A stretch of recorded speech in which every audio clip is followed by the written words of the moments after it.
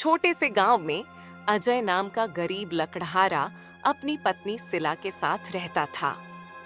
अजी सुनते हो, अब और कितना इंतजार। भंडार घर तो एकदम से खाली हो गया है। ऐसा लगता है जैसे किसी ने सब कुछ बटोर लिया हो। चावल का एक दाना भी नहीं बचा।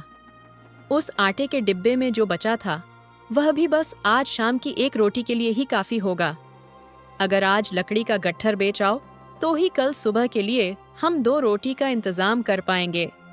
भाग्यवान, क्या बताऊं तुम्हें, मेरी तकदीर भी मेरी तरह ही रूठी हुई है। लकड़ी तो मैंने कल रात ही काटकर बांधकर तैयार कर दी थी।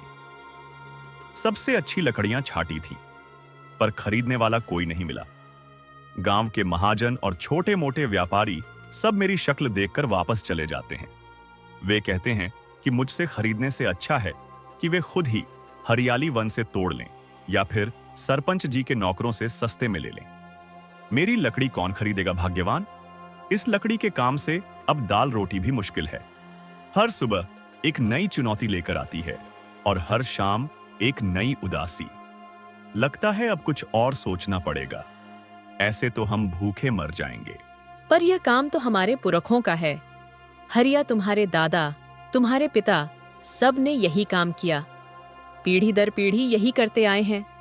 अब अचानक आप कौन सा नया काम शुरू कर लेंगे? कहां से लाओगे पूंजी? और कौन देगा तुम्हें काम? क्या भूल गए, गांव में सरपंच और वीर सिंह के अलावा और कोई किसी को काम नहीं देता। मेरे पास एक उपाय है भाग्यवान, एक ऐसा उपाय जो शायद हमारी किस्मत बदल दे। तुम्हें याद है, हमारी शादी से पहले से ही मैं जंगल में जाता था और अपने लिए ज्यादा लकड़ी काटता था ताकि ज्यादा पैसे जमा कर सकूं। मैंने इसे कभी खर्च नहीं किया, इसे कभी छुआ भी नहीं, क्योंकि मेरे मन में बस एक ही ख्वाब था कि शायद किसी दिन मैं ठाकुर वीर सिंह से हमारी पुरानी खेती जमीन वापस खरीद सकूं। अब लगता है वही समय आ गया है। इस काम में तो बरकत नहीं है। हम खेती शुरू करेंगे, हमारी अपनी जमीन होगी, अपनी फसल होगी। वो जमीन? अजय, तुम क्या कह रहे हो? वो जमीन जिसके लिए मेरे ससुर जी ने अपना सब कुछ खो दिया था। आपको क्या सच में लगता है कि वो लालची वीर सिंह, हाँ, वो लालची राक्षस हमें वो जमीन वापस दे देगा? भले ही आप उसे पैसे दें, वो तो तुम्हारी जान भी ले सकता है। हम पैसे के लिए वो राक्षस कुछ भी करेगा। भाग्यवान, वो बहुत लालची है। उसकी लालच ही हमारी ताकत है। अगर मैं उसे उसकी मुंह मांगी कीमत दूंगा तो वह जमीन जरूर लौट आएगा। वो सारी जमीन तो हमारी है जिस पर उसने वर्षों से अन्यायपूर्वक कब्जा कर रखा है। वो हमारे पुरखों की निशानी है। तुम्हें क्या बताऊं भाग्यवान, उस जमीन के कारण मैंने वर्षों पहले अपने पिता को खो दिया था। मेरे जन्म के तुरंत बाद मेरी माताजी चल बसी थी और पिताजी बिल्कुल अकेले पड़ गए थे। उन्होंने मुझे पाल पसकर बड़ा किया, लेकिन उस ठाकुर वीर सिंह के कर्ज के जाल में फंस गए। उस कर्ज की वजह से हमारी सारी जमीन चली गई। एक दिन उन्होंने वीर सिंह से विनती की कि थोड़ी सी जमीन छोड़ दें ताकि वह खेती करके कर्ज चुका सके, पर वीर सिंह ने मना कर दिया। पिताजी टूट गए थे। फिर क्या हुआ था पिताजी के साथ अजय? मुझे हमेशा यही बताया गया कि वह वीरान कुएं के भूत के शिकार हो गए। बचपन से यही सुनकर बड़ी हुई हूं। हाँ, महासरपंच जी, सरपंच ने खबर दी थी कि इताजी को उस भयानक कुएं ने मार डाला। हरियाली वन के उस गहरे कुएं को लोग भूतिया मानते हैं। वे कहते हैं कि उसमें से डरावनी आवाजें आती हैं और कुएं में एक प्रेत है जो इंसान को खींच लेता है। सरपंच ने कहा, मेरे पिता के साथ ऐसा ही हुआ था। उन्होंने कहा कि पिताजी ने डर के मारे कुएं में छलांग लगा दी। मैं उस वक्त बहुत छोटा था। काकी ने मुझे अपने बच्चों की तरह पाला। लेकिन उस सरपंच और ठाकुर वीर सिंह को एक बच्चे पर भी दया नहीं आई। कम से कम एक छोटा सा खेत तो वापस कर सकते थे। वो दोनों बहुत लालची हैं। उनका लालच किसी राक्षस से कम नहीं। उनकी वजह से हमारी जिंदगी अंधेरी हो गई। खैर, अब आंसू बहाने का वक्त नहीं है। मैं आज ही ठाकुर वीर सिंह के पास जाता हूं और जमीन खरीद लेता हूं। मैंने उतना धन जमा किया है कि वह छोटा सा खेत तो आ ही जाएगा।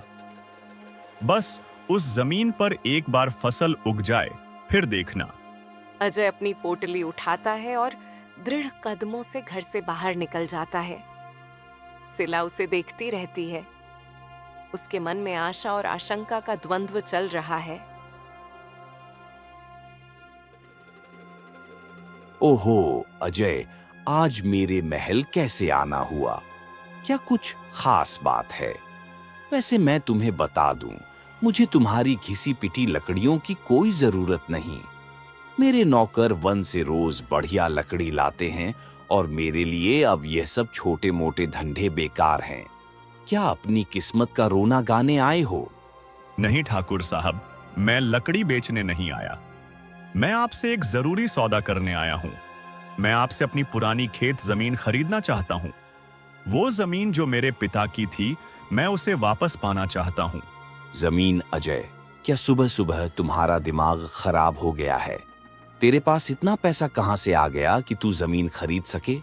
जरा मेरी आंखों में देखकर बोल। देख, मैं सस्ते सौदे नहीं करता। मैं 1 इंच की कीमत वसूल करता हूं। जमीन तो मैं तुझे दे दूंगा, लेकिन पूरी कीमत वसूल करूंगा। 1 रुपया भी कम नहीं, और मेरी कीमत तो तुझे पता ही होगी। मैं यह धन लेकर आया हूं ठाकुर साहब। आप देख लीजिए, क्या इतने में सौदा हो जाएगा? मैंने वर्षों से यह पैसे इकट्ठे किए हैं। हर एक पाई ईमानदारी की कमाई है। यह मेरी सारी जमा पूंजी है। तू यहाँ जमीन खरीदने आया है या बाजार से राशन? क्या मजाक कर रहा है? तू इस रद्दी सी पोटली को दिखाकर जमीन चाहता है। इतने कम पैसों में तुझे खेत चाहिए? अजय, ये तो खेत की चौथाई कीमत भी नहीं है। तेरी औकात इतनी ही है। अब जा यहाँ से और अपना ये बचत का धन वापस ले जा। मेरे महल में मेरी तौहीन मत कर। ठाकुर साहब, थोड़ी दया तो दिखाइए। मेरी मजबूरी समझिए। यह धन आप रख लीजिए और मुझे खेत दे दीजिए। बाकी का जो धन बचेगा, मैं फसल उगाकर कड़ी मेहनत करके आपको लौटा दूंगा। मुझ पर विश्वास कीजिए। मैं आपका एक एक पैसा चुका दूंगा। मैं जी जान लगा दूंगा। बस मुझे खेती करने का एक मौका दे दीजिए। पहले तेरा बाप कर्ज लेकर मरा। उसने भी यही कहा था कि चुका दूंगा। उस वक्त तो वसूलने के लिए हमारे पास जमीन थी, लेकिन अब अगर तू कर्ज लेगा तो तेरा सब कुछ चला जाएगा। अजय, तेरी बीवी को भी मुझे बेचना पड़ सकता है। नहीं, मैं खूब मेहनत करूंगा, अच्छी फसल उगाऊंगा और आपका कर्ज लौटा दूंगा। मैं अपने पिता जैसा नहीं बनूंगा। मैं अपनी किस्मत खुद लिखूंगा। बस आप मुझे वो खेत दे दीजिए ठाकुर साहब। मैं आपका जीवन भर एहसान मानूंगा। ठीक है, ये धन मुझे दे दे, लेकिन याद रखना, इसके बाद भी बहुत सारा धन है जो तुझे मुझे लौटाना होगा। मैं तुझे खेत दे रहा हूं, लेकिन तू अब मेरा कर्जदार है और मेरा कर्ज ब्याज के साथ बढ़ता है। इस बात को गांठ बांध ले। आपका बहुत बहुत धन्यवाद ठाकुर साहब। आपने मुझ पर जो विश्वास किया है, उसे मैं कभी नहीं टूटने दूंगा। मैं आज से ही खेत पर काम शुरू करता हूं। आपको शिकायत का मौका नहीं मिलेगा। हाँ, अब जा यहां से। मुझे और भी जरूरी काम है। और हाँ, अगर कर्ज नहीं चुका पाया तो यह मत सोचना कि मैं दया करूंगा। तेरी यह छोटी सी खुशी ज्यादा दिन नहीं टिकेगी। अजय तेजी से बाहर निकल जाता है। वीर सिंह पोटली को देखता है और फिर मंद मंद मुस्कुराता है। उसकी मुस्कान में जीत और षड्यंत्र का भाव है। अजय भागा भागा घर आता है। वो इतना खुश है कि अपनी थकान भी भूल गया है। भाग्यवान भाग्यवान, बहुत बहुत मुबारक हो। हमारा सपना सच हो गया। किस बात की मुबारकबाद अजय? क्या आपका काम बन गया? क्या उन्होंने तुम्हें? हाँ, भाग्यवान ठाकुर वीर सिंह मान गया। उसने हमें हमारी जमीन वापस दे दी। अब हम फिर से किसान बनेंगे। क्या क्या आपने उतने पैसों में जमीन खरीद ली? क्या वे पैसे पूरे थे? मुझे विश्वास नहीं हो रहा। मुझे लगा था कि वह तुम्हें धक्के मारकर निकाल देगा। नहीं भाग्यवान, पैसे पूरे नहीं थे। मैंने उन्हें सच सच बता दिया कि मेरे पास यही सब है, पर मैंने किसी तरह ठाकुर को मना लिया। अब हम उनके कर्जदार हैं, पर मैंने सोच लिया है इस बार मैं फसल उगाकर वो कर्जा यूं कर दूंगा और वो जमीन हमेशा के लिए हमारी हो जाएगी। अजय, मुझे पता नहीं क्यों, पर उस ठाकुर पर मुझे वरा भी भरोसा नहीं है। वो इतना सीधा कैसे हो सकता है? कहीं यह उसकी कोई नई चाल तो नहीं? मुझे उनके साई से भी डर लगता है। अरे तुम जरूरत से ज्यादा सोच रही हो भाग्यवान। ऐसा कुछ नहीं है। वो क्या चाल चलेगा भला? आधे पैसे तो वो ले चुका है और बाकी के मैं उसे लौटा दूंगा। सीधी बात है, इसमें इतना क्यों सोचना? तुम बेकार में मन में डर बिठा रही हो। अगर आप कहते हैं तो मैं मान लेती हूँ, पर मेरा मन गवाही नहीं दे रहा। उस जमीन से हमारा सारा सुख चैन छीन गया था और अब वो इतनी आसानी से वापस मिल गई। मुझे अभी भी उस पर विश्वास नहीं है। तुम अपना ध्यान रखना। चलो ठीक है, तुम घर का काम देखो और मेरी चिंता छोड़ो। मैं खेत जा रहा हूं। मैंने कुछ गेहूं के बीज बचा कर रखे हैं। आज से ही बुवाई शुरू करूंगा। जितनी जल्दी फसल उतनी जल्दी कर्ज से आजादी। अजय तेजी से खेत की ओर चला जाता है। वो उत्साहित है और उसके चेहरे पर एक नई आशा है। अजय खेत में कड़ी मेहनत कर रहा है। वो मिट्टी को तैयार कर रहा है, खरपतवार हटा रहा है।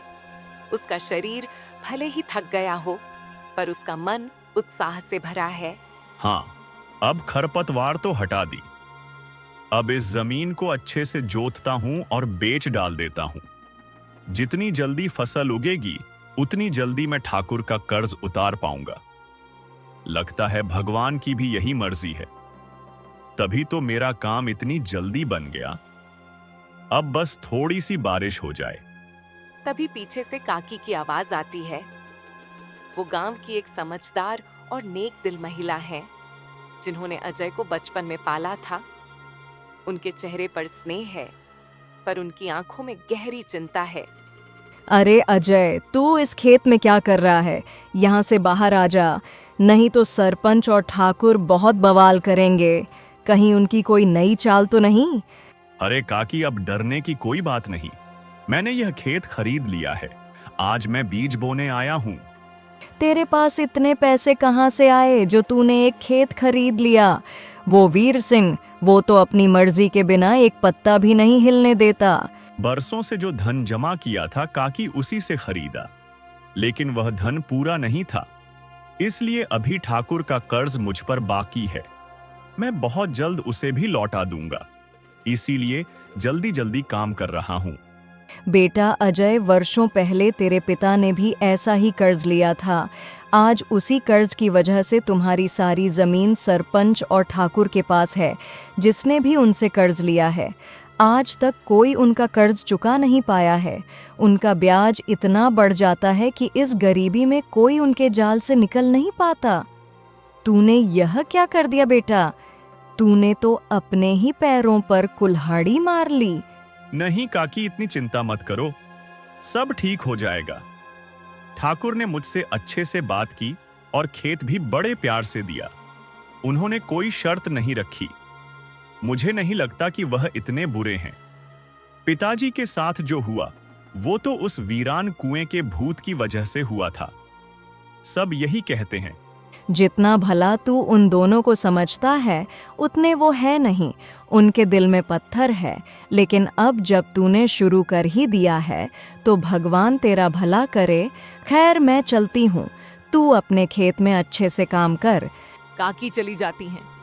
हरिया फिर से काम में लग जाता है, पर काकी की बातें उसके दिमाग में घूमती रहती हैं।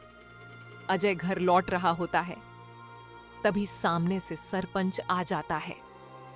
सरपंच का चेहरा हमेशा क्रोधी और संकीर्ण रहता है। वो अजय को देखकर रुक जाता है। अरे अजय, कहाँ जा रहा है झूमता हुआ? और बहुत खुश लग रहा है। इतनी खुशी किस बात की है? प्रणाम सरपंच जी। मैं बस अपने खेत जा रहा हूँ। आज गेहूं की फसल बोकर आया हूँ। अब हमारे अच्छे दिन आएंगे। तेरा खेत? तेरे पास तो कोई खेत नहीं है। तेरी सारी जमीन तो मेरे और ठाकुर के पास है। तू किस खेत की बात कर रहा है? मैंने ठाकुर जी से खेत खरीदा है, बस उसी में फसल लगाई है। हाँ, थोड़ा सा कर्ज चुकाना है बस। उसके बाद वो जमीन मेरी हो जाएगी। वीर सिंह की बुद्धि घास चरने गई है क्या? वो गांव वालों को उनकी जमीन वापस करने लगा है। उसकी तो खबर लेनी पड़ेगी। वो ऐसा कैसे कर सकता है? उसकी वजह से हमारी सारी कमाई खत्म हो जाएगी। मुखिया जी, सरपंच जी क्या सोच रहे हैं? नहीं नहीं, मुझे कुछ जरूरी काम याद आ गया। तू घर जा, मैं चलता हूं। और हां, बिना पूछे कोई काम मत किया कर।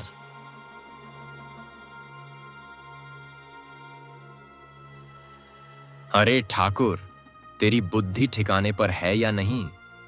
तूने अजय को उसका खेत वापस क्यों दे दिया? तूने एक बार भी मुझसे नहीं पूछा। क्या दोस्ती खत्म हो गई हमारी? मेरे जिगरी दोस्त क्यों बहकी बहकी बातें कर रहा है? तुम्हें मुझ पर भरोसा नहीं है क्या? गांव वालों को मैं उनकी जमीन मुफ्त में थोड़ी ना लौटा दूंगा। तुम मुझे इतना मूर्ख समझते हो? अजय थोड़ा धन लाया था, मैंने उसका धन भी रख लिया और उसका मन भी रख लिया। मैंने उसे झूठी उम्मीद दी है। क्या मतलब? मैं कुछ समझा नहीं। क्या कह रहा है तू?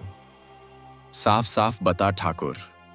अरे, उसका धन भी हमारा हो गया और थोड़े दिन में जमीन भी वापस हमारी हो जाएगी। उस पर अभी भी मेरा कर्ज बहुत है। ब्याज दर इतनी ऊंची रखी है मैंने कि वह अपनी पूरी फसल भी बेच दे तो कर्ज नहीं चुका पाएगा। मैं उसे ऐसे ही थोड़ी ना खेत दे दूंगा।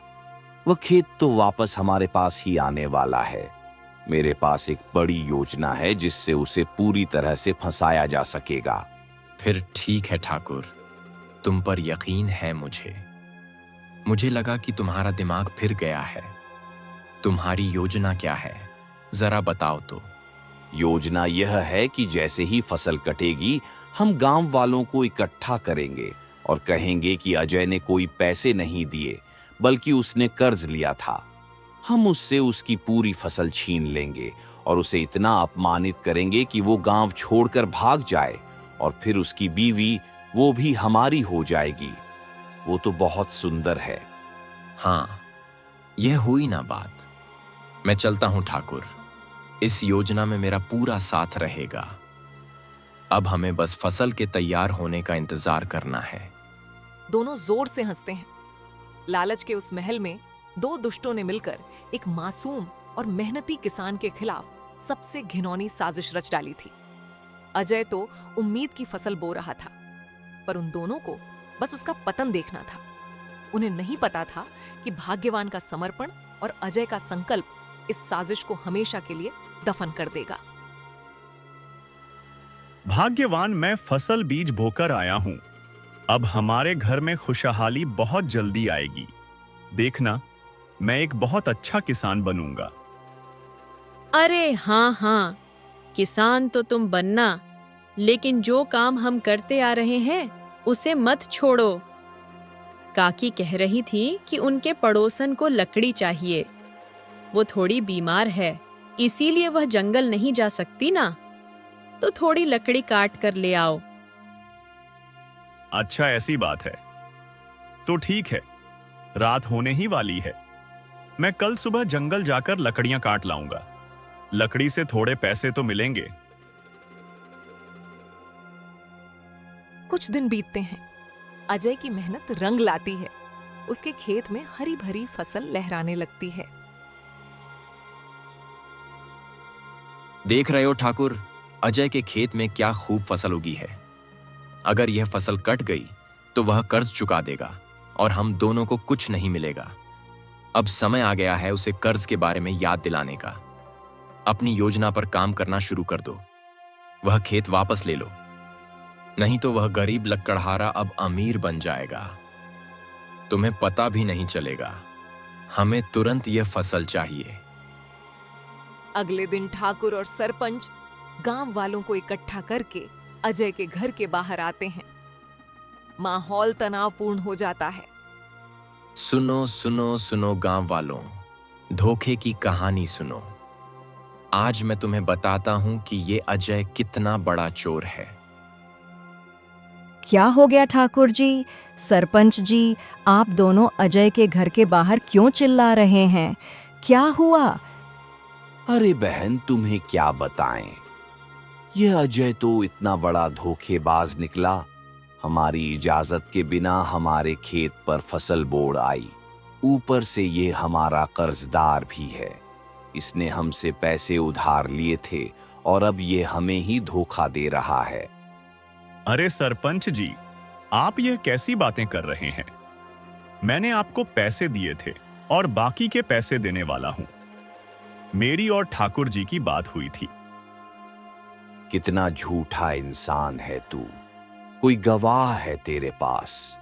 तूने पैसे दिए नहीं, तूने तो उस दिन मुझसे पैसे उधार लिए थे, क्योंकि तेरे घर में खाने को कुछ नहीं बचा था। और इतना सारा कर्ज लेकर तू मेरे ही खेत पर फसल बो रहा है। वो खेत हमारा है और वो फसल भी। गांव वालों के सामने झूठी कहानी बना रहा है कि तूने खेत खरीदा है। तू तो ठाकुर से पैसे उधार लेकर आया था, क्योंकि तेरी बीवी भूठी थी। तुझे वो पैसे लौटाने होंगे और ब्याज इतना हो गया है कि तू अब कभी नहीं चुका पाएगा। ठाकुर जी, आप क्या कहानी बना रहे हैं? मैंने आपसे कब पैसे लिए? मैं तो आपको खेत के पैसे देकर आया था। हमारी बात हुई थी कि फसल उगने के बाद मैं सारा कर्जा वापस कर दूंगा। आप झूठ बोल रहे हैं। देखो देखो, ये कितना झूठ बोल रहा है। गांव के एक इज्जतदार आदमी को झूठा ठहराने की कोशिश कर रहा है। गांव वालों, इसे खूब मारो, यह चोर है। नहीं नहीं, मेरे पति को छोड़ दो। ऐसा मत करो। तुम अपना खेत रख लो और हम तुम्हारा कर्ज भी लौटा देंगे। मैं हाथ जोड़ती हूँ। लेकिन भाग्यवान, मैंने कोई पैसे नहीं लिए हैं। मैं बेकसूर हूं। भगवान के लिए आप अभी चुप हो जाइए। अजय, ये सब उनकी चाल है। अगर आप बोलोगे तो ये आपकी जान ले लेंगे। तो तुम अपने पति का कर्ज चुकाओगी? ठीक है, तुम्हें मौका देते हैं। तुम मेरे और सरपंच के घर नौकरानी बनोगी, घर का सारा काम करोगी, साफ सफाई करोगी, हमारे लिए खाना बनाओगी, और यह सब काम हो जाए तभी तुम घर लौटोगी और तुम्हें शिकायत का मौका नहीं मिलेगा। हाँ, मुझे सब मंजूर है। मैं ये सब करूंगी, पर मेरे पति पर कोई अत्याचार मत करना। उन्हें छोड़ दो। मैं आपके घर काम करके आपका कर्ज चुका दूंगी। मेरे पति को छोड़ दो। ठाकुर और सरपंच गांव वालों के सामने अजय और सिला को अपमानित करके चले जाते हैं। गांव वाले उदास हैं, पर कोई कुछ बोल नहीं पाता। अजय घर के अंदर बैठा फूट फूट कर रो रहा है। सिला उसके पास बैठी है, उसे सांत्वना दे रही है। भाग्यवान, आज मेरी वजह से तुम्हारी इतनी बेइज्जती हुई। कहां मैं तुम्हें रानी बनाने के सपने देख रहा था और कहां यह सब हो गया। मुझ जैसे पति को तो डूब कर मर जाना चाहिए। मैं तुम्हें उन दुष्टों के हवाले नहीं कर सकता। आपकी इसमें कोई गलती नहीं। मैंने आपको पहले भी कहा था कि वो दोनों भरोसे के लायक नहीं है। भगवान सब देख रहा है। उनका लालच ही उन्हें ले डूबेगा। हमें हिम्मत नहीं हारनी चाहिए। हाँ बेटा, आज उन्होंने अपनी चाल चल ही दी। उन्होंने तेरे पैसे भी रख लिए, तुझसे खेत भी छीन लिया और तेरी फसल भी, ऊपर से तुझ पर कर्ज भी डाल दिया। यह बहुत बुरा हुआ। हे भगवान, आखिरकार मैंने यह सब पहले क्यों नहीं सोचा। अब क्या ठीक कर देंगे भाग्यवान। तुम्हें जाकर उनके घर गुलामी करनी पड़ेगी। यह अपमान मैं सहन नहीं कर सकता। मैं मजबूर हूँ। मुझे वो काम करना ही पड़ेगा, तभी हमारा कर्ज उतरेगा और वो लोग आपकी जान बख्श देंगे। आप चिंता मत करो, मैं सब संभाल लूंगी। अजय का मन अब आत्मग्लानि और प्रतिशोध की आग में जल रहा है। अगर बात मेरी जान की है तो फिर उसका एक उपाय है। आज रात जब भाग्यवान सो जाएगी, मैं उस वीरान कुएं के पास जाऊंगा जिस कुएं में मेरे पिताजी की जान गई थी। मैं भी अपनी जान दे दूंगा। मेरे मरने के बाद गांव वाले भाग्यवान पर तरस खाएंगे और कर्ज भी माफ हो जाएगा। भाग्यवान अपने मायके चली जाएंगी। मेरे जाने से सारी समस्याओं का हल हो जाएगा। रात होती है। भाग्यवान के सोते ही अजय दबे पांव घर से निकलता है और वन में वीरान कोप की ओर चला जाता है। अजय उस भयानक कुएं के किनारे खड़ा है। कुएं से एक अजीब ठंडी हवा आ रही है। जीते जी मैं पिताजी के साथ तो नहीं रह पाया, लेकिन अब हमारी मृत्यु एक ही जगह पर होगी। मरने के बाद हम दोनों साथ रहेंगे। जब तक मैं जिंदा रहूंगा, भाग्यवान मेरी वजह से उन दुष्टों की गुलामी करती रहेगी। यह मेरे लिए असहनीय है। वीरान कुएं आज मुझे भी खा ले। मुझे अब यह जीवन नहीं चाहिए। मैं थक गया हूं गरीबी और कर्ज के बोझ से। आ और मुझे मुक्ति दे दे। तुम्हें किसने कहा कि मैं इंसानों को खाता हूँ? कौन है जो मेरी बदनामी कर रहा है? तुम सच में बोलते हो। तुम कौन हो? पूरा गांव यह बात जानता है कि तुम कई लोगों को खा गए। तुमने मेरे पिताजी को भी मार डाला।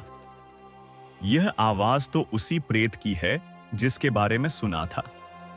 मैंने किसी की जान नहीं ली। मैंने किसी इंसान को नहीं खाया। मैं तो चुपचाप इस कुएं में पड़ा रहता हूं और इंतजार करता हूं कि कोई मुझे मुक्ति दिलाए, मेरा बदला लेकर। मैं कोई भूत नहीं हूं अजय। मैं तुम्हारे इंतजार में हूं। तुम कौन हो? बेटा अजय, मैं तुम्हारा पिता हूं। आज तक किसी ने मुझे नहीं देखा, इसीलिए सबने अलग अलग कहानी बनाई। लेकिन आज मेरा बेटा मुझसे मिलने आया है, तो लो, तुम मुझे भी देख लो, मेरी कहानी भी सुनो। यही मेरी मुक्ति है। अजय के पिता की आत्मा अपनी कहानी बताना शुरू करती है। बेटा, ठाकुर ने तेरी माँ को पहले ही चाय में जहर देकर मार डाला था। वो बहुत बीमार थी, पर जहर ही उसकी मौत का कारण बना। वो चाहता था कि मैं अकेला पड़ जाऊं और कर्ज मांगूं। उसके बाद ठाकुर और सरपंच दोनों ने मिलकर हमारी जमीन हड़प ली और मुझ पर चोरी का झूठा इल्जाम लगाया। वे चाहते थे कि मैं हमेशा के लिए गांव से भाग जाऊं। एक दिन जब मैं जंगल जा रहा था, ठाकुर और सरपंच ने मुझे पकड़ा, खूब मारा और इसी कुएं में जिंदा फेंक दिया। ये सारा दृश्य सरपंच के छोटे बेटे ने देख लिया था। जब सरपंच का बेटा उस जुल्म के खिलाफ आवाज उठाने लगा, तो लालची सरपंच ने अपना भेद खुलने के डर से अपने ही बेटे को भी मारकर इसी कुएं में फेंक दिया। मेरे मरने के बाद मैं एक रक्षक आत्मा बन गया। मैं यहाँ गूंजता रहता था और लोगों से मदद की गुहार लगाता रहा, लेकिन सब डर कर भाग जाते, क्योंकि उन दोनों दुष्टों ने यह अफवाह फैला दी कि मैं कुएं का भूत हूं और जान लेता हूं। जान लेने वाले वो दोनों खूनी हैं। मैं नहीं, मैं अपना बदला लेना चाहता हूं। मेरे लिए इंसाफ चाहता हूं। तुम मुझे मुक्ति दिलाओ। पिताजी, काकी और भाग्यवान मुझे हमेशा कहती रही, पर मैं उन दोनों को अच्छा इंसान समझता रहा। उन्होंने मेरे साथ कितना बड़ा धोखा किया। आप बताइए, मुझे क्या करना होगा? आपको मुक्ति दिलाने के लिए मैं कुछ भी करूंगा। बेटा, मैं तुम्हें यहाँ सोना चांदी दे रहा हूं।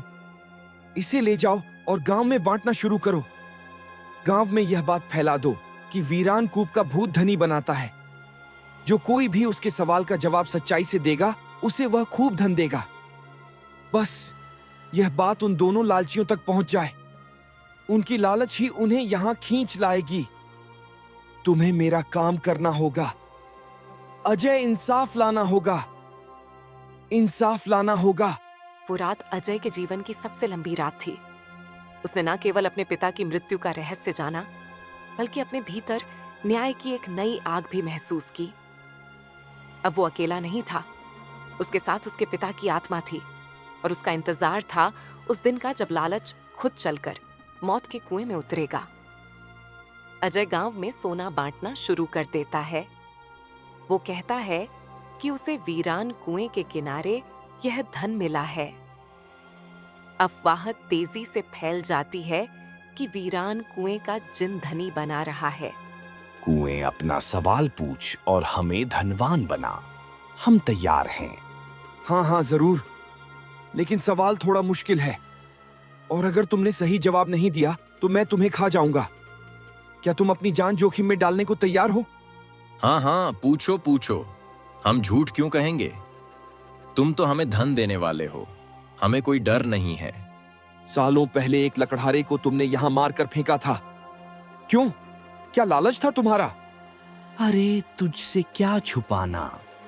हाँ, ये बात सच है, हमें उसकी जमीन चाहिए थी, इसलिए हमने षड्यंत्र रचा, उसे फंसाया और उसके बाद उसे मारकर इस कुएं में फेंक दिया।